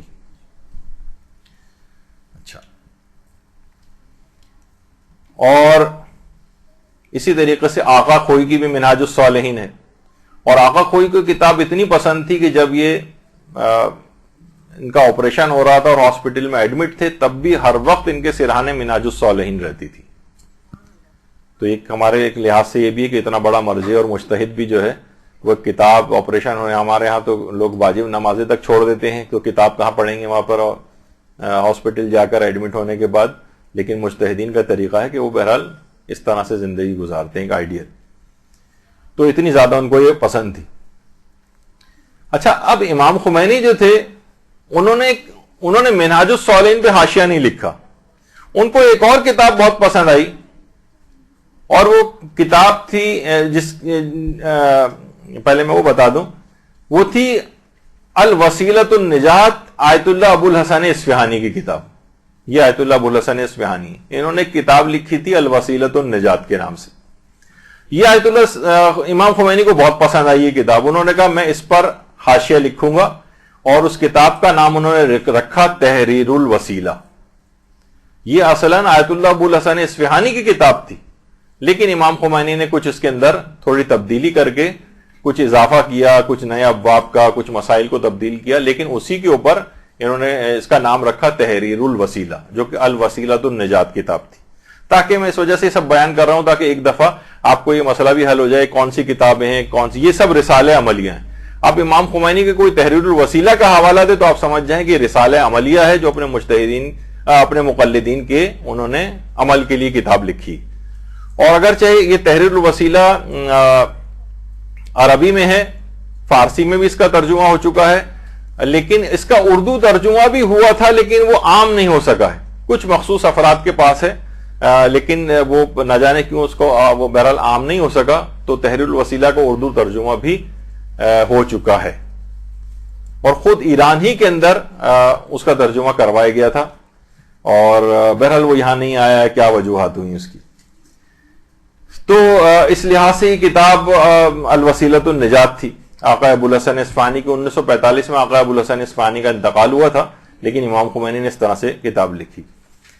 اچھا، رہبر معظم کی اجوبۃ الاستفتاءات کے نام سے یا اجوبۃ الاستفتاءات کے نام سے ان کے فتاوے جمع کیے گئے ہیں، اور اس کے 2 والیوم ہیں. ان سے جو ان کے مقلدین استفادہ کر سکتے ہیں. جو اس کے اندر نہ ملے پھر ان کی سائٹ موجود ہے، وہاں سے جا کر ان سے پوچھ سکتے ہیں. اسی طریقے سے ان کی ماسک حج بھی جو ہے وہ موجود ہے. رہبر معظم کی جو مناسک حج الگ سے ان کے فتاوے کے اوپر مشتمل کتاب ہے، تو یہ بھی ایک لحاظ سے یہ رسالہ عملیہ شمار ہوگی ان کے لیے. اچھا، اب ایک اور آیت اللہ سیستانی کی کتاب ہے جو کہ آپ دیکھ رہی ہیں کہ ان کی تصویر بنی ہوئی ہے. اس کو ہم کہیں گے کہ یہ مطابق فتویٰ، یہ عبد الہادی السید محمد تقی الحکیم نے اس کو کمپائل کیا ہے اس کتاب کو. تو یہ جو کتاب ہے یہ ہے. اس کے علاوہ مثلاً البتہ وہ میں نے بتایا کہ اس کتاب کے جو اردو ترجمہ وغیرہ بہت سی کتابیں ایسی ہیں جو استفتاءات کی، ان کے اردو ترجمے میں کچھ غلطیاں وغیرہ ہیں. اچھا، اسی طرح سے ایک حج و عمرے کے سلسلے میں بھی عبد الہادی الحکیمی کی کتاب ہے المیسر فی الحج والعمرہ. یہ حج و عمرے کے مسائل اس کے اندر ہیں. یہ بھی آیت اللہ سیستانی کے فتوے کے مطابق ہے کتاب. اگر کوئی اس کا بھی خیر اردو ترجمہ تو نہیں ہوا ہے. اسی طریقے سے الفقہ للمقتربین، یہ بھی عبد الہادی تقی الحکیم نے اس کتاب کو، یہ جو خاص طور پر مغربی دنیا کے اندر جو لوگ رہتے ہیں ان کے لیے کتاب لکھی گئی ہے. عربی میں تو الفقہ للمقتربین ہے، اور فقہ برائے غرب نشینہ کے نام سے فارسی میں اس کا ترجمہ ہوا ہے. اردو میں بھی اس کا ترجمہ ہو چکا ہے، اور code of practice of Muslims in the West کے نام سے انگریزی میں بھی اس کا ترجمہ اس کتاب کا ہو چکا ہے. یہ بھی بہت اچھی کتاب ہے، اردو کے اندر بھی اویلیبل ہے. یہ بھی آپ کو یہ مطابق فتویٰ ہے، لیکن یہ بھی ان کے ادارے کی طرف سے تائید یافتہ ہے. آیت اللہ سیستانی کے فتاوے کے اوپر مشتمل، اگرچہ کمپائل انہوں نے کی ہے تقی الحکیم نے. اس کے علاوہ ایک اور کتاب بھی ہے، اس کا بھی اگر کوئی حوالہ دے، المسائل المنتخبہ. اس کا اردو ترجمہ تو اویلیبل نہیں ہے، لیکن یہ بھی رسالہ عملیہ آیت اللہ سیستانی کا، یعنی اس میں بھی ان کے فتووں کی کتاب ہے. آقا خوئی نے بھی اس نام سے المسائل المنتخبہ، آقا خوئی کی بھی ہے اور آیت اللہ سیستانی کی بھی. اور اسی طریقے سے مناسک حج اپنے تمام ملحقات کے ساتھ، یعنی مسلسل سوالات. دیکھیے حج، جتنے حج پہ لوگ جا رہے ہیں، جتنے حاجی جا رہے ہیں، اتنے ہی ان کے سوالات ہیں. تو وہ مسلسل اس استفتاءات میں اضافہ ہو رہا ہے حج و عمرے کے. ایک ملحق، ایک دوسرا، تیسرا، چوتھا، پانچواں، یعنی بہت ہی اب یہ اتنی بڑی تعداد ان کی ہو چکی ہے. تو مناسک حج جو اصل ہے اس کے ساتھ ملحقات بہت شامل ہو چکے ہیں. تو بہرحال یہ بھی رسالہ عملیہ اس کو سمجھا جائے گا. اسی طریقے سے آیت اللہ سیستانی کی الوجیز فی احکام العبادات کے نام سے بھی کتاب ہے، ویسے یہ بھی اردو میں تو اویلیبل نہیں ہے، لیکن اس کتاب کے لیے بھی دیکھیں یہ اس طرح کی ایک تائید لکھی ہوتی ہے کہ ٹھیک ہے یہ مطابق فتویٰ ہے، تو ان کا ادارہ اس کی تائید کرتا ہے کہ اس کو ہم نے دیکھا ہے اور اس کے اوپر عمل کرنا ٹھیک ہے. تو یہ ان کی طرف سے تائید ہو گئی، تب یہ سمجھا جائے گا کہ مجتہد نے اس کی تائید کر دی، تو ابھی ان کے فتووں پر مشتمل کتاب ہے، اس پہ عمل کیا جا سکتا ہے. اسی طریقے سے الفوائد الفقہیہ کے نام سے آقا کاظم نے اس کو جو ہے وہ جمع کیا ہے، اور یہ جو ہے عربی سائٹ یہ بھی آیت اللہ سیستانی کے فتاوے کے اوپر مشتمل. اچھا، اسی طریقے سے آقا خوئی کی ایک بہت 3 والیوم کے اندر ہے سیرات النجات کے نام سے، فی اجوبۃ الاستفتاءات، سیرات النجات. تو یہ کتاب ہے ان کی. اس طرح آقا سیستانی کی مثلا ایک آموزش احکام بانوان بزبان سادہ، اس میں حیض، استحاضہ، نفاس، غسل، تیمم وغیرہ، یہ آیت اللہ سیستانی کے فتاوے. یہ اردو میں اس کا ابھی تک ترجمہ نہیں ہوا ہے، لیکن یہ سادہ زبان میں عورتوں کے مخصوص مسائل کی کتاب ان کے فتوے کے مطابق لکھی گئی، یہ بھی ہے. اچھا، اس کے اندر ایک چیز اور بھی آتی ہے، اور وہ ہے مجتہد. یہ رسالہ عملیہ میں یہ بھی چیز شامل ہے کہ وہ ہے مجتہد کا خط. مثلا خط کے ذریعے آپ مجتہد سے کوئی سوال کریں. جب آیت اللہ کوئی حیات تھے تو میں ذاتی طور پہ بھی ان سے کافی سوالات کرتا تھا. اس زمانے میں یہ سب ای میلیں اور اس کا سسٹم اتنا نہیں تھا، تو بعض اوقات خط لکھتے تھے، یہاں سے پوسٹ کے ذریعے خط جاتا تھا، 2 3 مہینے، بعض اوقات 6 مہینے بعد وہاں سے خط کے جواب جو ہے وہ آتے تھے فتوے لکھے ہوئے. اب تو کتنی سہولیات ہو گئی. تو مجتہد سے آپ اس طرح سے سوال بنا کے بھیجیں، وہ اسی کے نیچے باقاعدہ اس کا جواب لکھ کے اور دستخط اور مہر وغیرہ کے ساتھ ان کے دفتر کا جواب آتا ہے. یہ بھی رسالہ عملیہ میں شمار ہوگا. آپ کہیں مجتہد نے کتاب تو نہیں لکھی، کتاب نہیں، لیکن استفتاء ہی ان کے دفتر سے آیا، یہ مطمئنان ہونا چاہیے کہ یہ ان کے دفتر سے آیا ہے. اور یہ ہے کسی کوئی اور لکھا ہوا ایسی پوسٹ وہ لگا کے فوٹو شاپ کے ذریعے انٹرنیٹ پہ بنا دے، وہ والا نہیں معاملہ. وہ اگر اوتھینٹک کوئی ذریعہ ہے تو اس پہ آپ مانیں گے اس کو. تو یہ مثلا آیت اللہ وحید خراسانی، ان سے بہت سارے سوال پوچھے گئے، پھر انہوں نے نیچے اس کا جواب لکھ دیا. اسی طریقے سے بہت سی چیزیں ای میل کے اوپر بھی آتی ہیں، یہ بھی رسالہ عملیہ میں شمار ہوں گی، بشرطے کہ جیسے یہ آیت اللہ سیستانی کا ای میل کے اوپر بھی بعض اوقات اس طرح سے جو ہے جواب آتا ہے ان کے دفتر کا، تو وہ بھی رسالہ عملیہ ہی کے اندر شمار ہوگا. اگرچہ اس باتیں اس کے اندر ابھی مجھے کافی ساری اور بیان کرنا تھی، ابھی سمجھیں کہ ابھی اس کے اندر بڑا ایک مسئلہ ہے جو کہ اس کے اوپر بھی ہم تفصیل سے بات کرنی باقی ہے. آج میرا ارادہ تھا کہ میں اس کو مکمل کر دوں، لیکن یہ آج مکمل نہیں ہو سکا ہے. انشاءاللہ اگلی بار اس کو مکمل کریں گے. وہ ایک بڑا مسئلہ ہے کہ یہ بھی پیش آتا ہے اس کے اندر کہ جناب ان سب بعض اوقات آپ نے کہا کہ ایک عادل سے سنے، بعض اوقات 2 عادل سے سنا، اس نے ایک مسئلہ بتایا، دوسرے نے دوسرا مسئلہ بتایا. بعض اوقات یہ ہوتا ہے کہ مجتہد کی زبان سے کچھ اور سنا، اس کی کتاب میں کچھ اور نکلا. بعض اوقات توضیح المسائل کے اندر کچھ اور پڑھا تو منہاج الصالحین میں کچھ اور نکلا. بعض اوقات اس کی آپس کی جو کتابوں یا استفتاء کے اندر اس کی تحریر ٹکرا جاتی ہے مجتہد کی. اس موقع پر ہم کیا کریں گے؟ ابھی تو ہے کہ ہم ان تمام آپ کو سورسز پتہ چل گئے، ان کتابوں کے نام پتہ چل گئے کہ ان کے ذریعے ہمیں مجتہد کا فتویٰ پتہ چلتا ہے، لیکن اس کے اندر بھی کچھ باتیں اور ہوتی ہیں، کبھی کبھار ان میں ٹکراؤ ہو جاتا ہے. اور یہ بہت ہوگا. مثلا ایک مسئلہ ہم نے یہاں پر بیان کیا، اس کے بعد کوئی اور استاد آیا، وہی والا مسئلہ اس نے کوئی اور بیان کیا. چلیں یہاں پہ آپ یہ کہہ سکتے ہیں ان پر تو ہمیں اعتبار نہیں ہے جو سامنے بیٹھے ہوئے، لیکن وہ مولانا محترم ان کے اوپر ہمیں اعتبار ہے، تو پھر تو ان کی بات چلے گی کہ جو. لیکن اگر دونوں قابل اعتبار ہیں تو پھر کیا ہوگا؟ وہ ایک مسئلہ بتا رہے ہیں، دوسرا کوئی اور بتا رہا ہے. یہ بہت ہوتا ہے معاشرے کے اندر. یہ پھر انشاءاللہ کیونکہ آج اتنا وقت نہیں رہا اور نیچے مولانا محترم آ چکے ہوں گے، اور وہ بھی بہت اہم مولانا شیخ عامر رضا یاسوبی صاحب وہ اہم مسائل کے اوپر گفتگو فرمائیں گے. تو یہاں پر ہم گفتگو روکتے ہیں انشاءاللہ اس مسئلے کو. اور کیونکہ ایک دفعہ بھی اگرچہ مسائل خشک ہیں مجھے پتا ہے، بہت مشکل کتابوں کے نام بھی آئے، لیکن ایک دفعہ یہ مسئلے آپ نے یاد کر لیے، رٹ لیے، تو اس کے بعد آئندہ زندگی بڑی چھوٹ آپ کو آسانی ہو جائے گی. آپ کو پتہ چلا لیں گے کون سا فتویٰ صحیح ہوتا ہے، کون سا غلط ہے، کون سی کتاب صحیح کوٹ کی جا رہی ہے، کون سی نہیں. بہت زندگی میں آپ کو آسانی ہو جائے گی. وصلی اللہ علی محمد وآلہ الطیبین.